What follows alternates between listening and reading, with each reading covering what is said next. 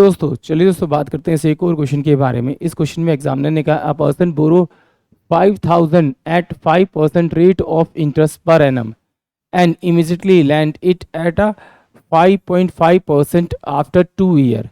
He collected the amount and settle his loan. What is the amount gained by him in this transaction?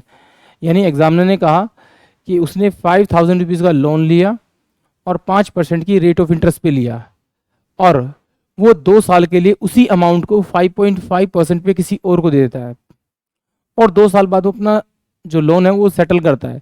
तो उसको इस लेन then में कितने का profit हुआ? जो प्रॉफिट हुआ होगा वो देखिए वो रेट ऑफ इंटरेस्ट की वजह से प्रॉफिट हुआ क्योंकि 2 साल के लिए ये अमाउंट लिया था, 2 साल के लिए यही दिया था। तो इसके बीच का जो डिफरेंस होगा वही मेरा क्या होगा, प्रॉफिट यानी गेन होगा। तो इनका जब डिफरेंस करूंगा तो डिफरेंस कितना आएगा मेरे पास में 0.5। उसे 0.5% का प्रॉफिट होगा। कितने साल के लिए होगा? 2 साल के लिए। तो इसका मतलब उसे 1% का एक्चुअल में प्रॉफिट होगा। कितने पे?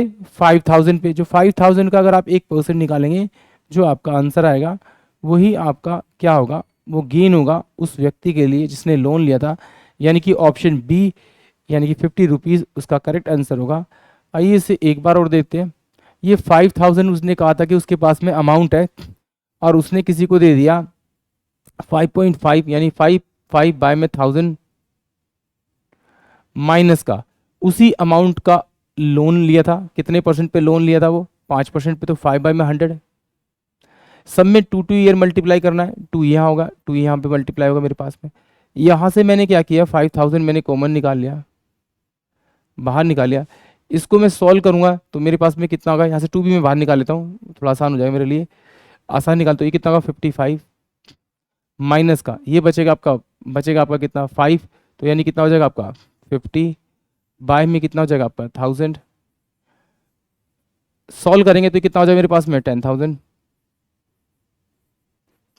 ये कितना डिफरेंस आएगा मेरे पास में 5 बाय में 1000। इन 3 जीरो से 3 जीरो गया तो इसका मतलब जो आंसर आएगा वो 50 रुपीज़ आएगा। यानी कि डिपेंड आपके ऊपर करता है कि आप क्वेश्चन को करते हुए और कितना छोटा कर सकते हैं। थोड़ा सा अगर ध्यान देंगे तो आपको क्वेश्चन को ओरली ही फाइंड कर सकेंगे। देखिए ये 5,000 उसने लिए थे और 5,000 उसने आगे दिए थे और 2 साल के लिए दिए थे।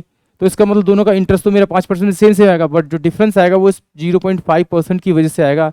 तो पूरा सॉल्व ना करके आप इस 5000 पे 0.5% निकाल दीजिए और 2 से मल्टीप्लाई कर दीजिए तो वो आपका डिफरेंस निकल के आ जाएगा आपके सामने।